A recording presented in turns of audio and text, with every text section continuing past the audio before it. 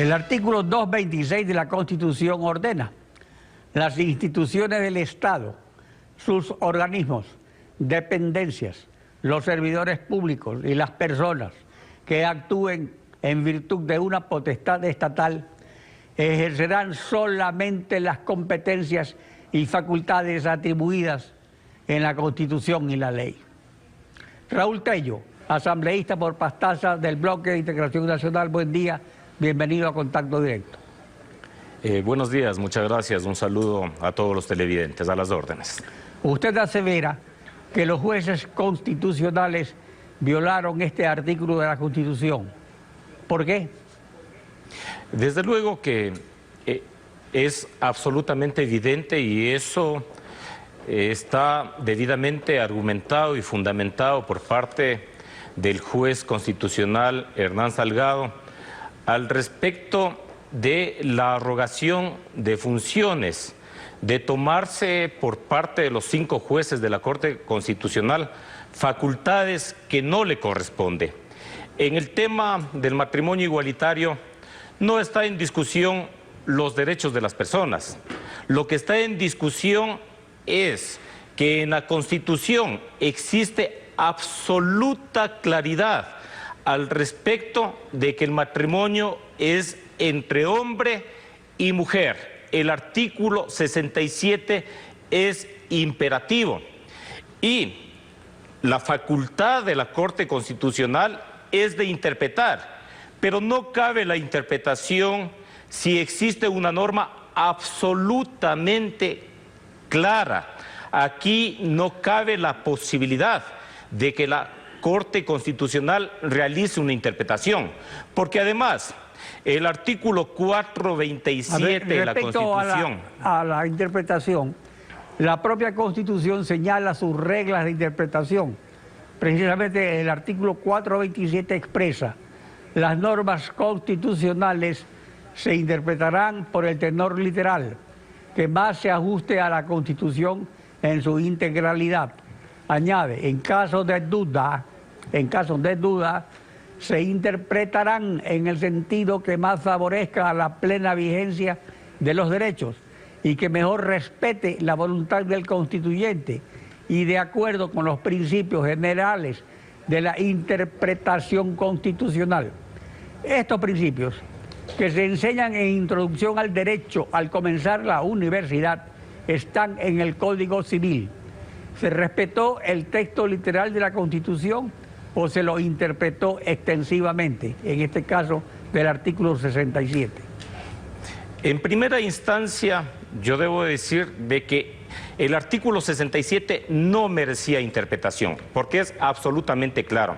Por otro lado, cuando en la Constitución se habla de que se tiene que interpretar en el supuesto de que se realizado una interpretación, respetando la voluntad del constituyente, recordemos que esta Constitución nace de la voluntad de una asamblea constituyente, pero eso no se queda allí. Esa voluntad de la Asamblea Constituyente se ratificó en un referéndum a través del voto de 4.722.000 ecuatorianos, que correspondía a alrededor del 64% de la votación que ratificaron esa Constitución. En ese sentido, no es absolutamente justificable que 5 jueces constitucionales se vayan por encima de la voluntad de 4.722.000 ecuatorianos. Ahora, el fundamento de los jueces para su arbitraria interpretación extensiva es el artículo 424 de la Constitución para los derechos más favorables que reconozcan los tratados internacionales. Pero la sentencia se refiere a una opinión consultiva pedida por Costa Rica a la Corte Interamericana. Entonces pregunto, ¿una opinión consultiva de jueces internacionales es igual a un tratado internacional entre estados? Bajo ningún punto de vista tiene la misma jerarquía. Los tratados y convenios internacionales sí tienen la categoría que lo establece la propia Constitución de la República. Sí tienen una jerarquía dentro de la Constitución de la República, pero no una opinión consultiva. Una opinión consultiva no es vinculante porque simple y llanamente es una opinión. Y en ese marco, esa misma opinión consultiva lo que dice es una exhortación a que los estados puedan ir adecuando las normas a los derechos de esas minorías, pero bajo ningún punto de vista está determinando una cuestión mandante, una cuestión imperativa para los estados. Ahora, sobre los derechos igualitarios, es tal. El Estado reconoce derechos igualitarios a parejas del mismo sexo en el artículo 68 de la Constitución, con excepción de la adopción.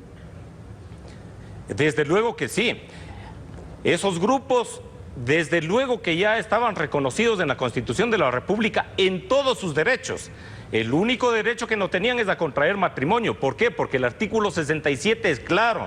La unión es entre hombre y mujer. El artículo 68 determina que la unión estable y monogámica entre dos personas, ahí no nos habla de hombre y mujer, entre dos personas libres de vínculo matrimonial que formen un hogar de hecho, por el lapso y bajo las condiciones y circunstancias que señale la ley, generará los mismos derechos y obligaciones que tienen las familias constituidas mediante matrimonio.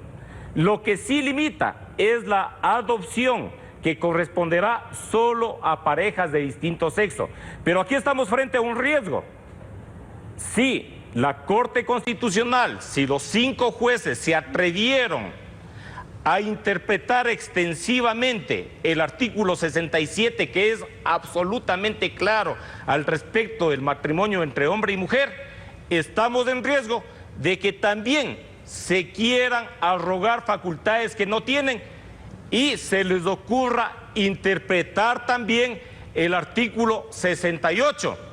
Ya escuchamos algunas voces al respecto de que esas parejas tendrían la posibilidad también de adoptar, lo que se constituiría realmente en una situación absolutamente grave que contradice de manera total y absoluta a lo que está determinado en la Constitución de la República.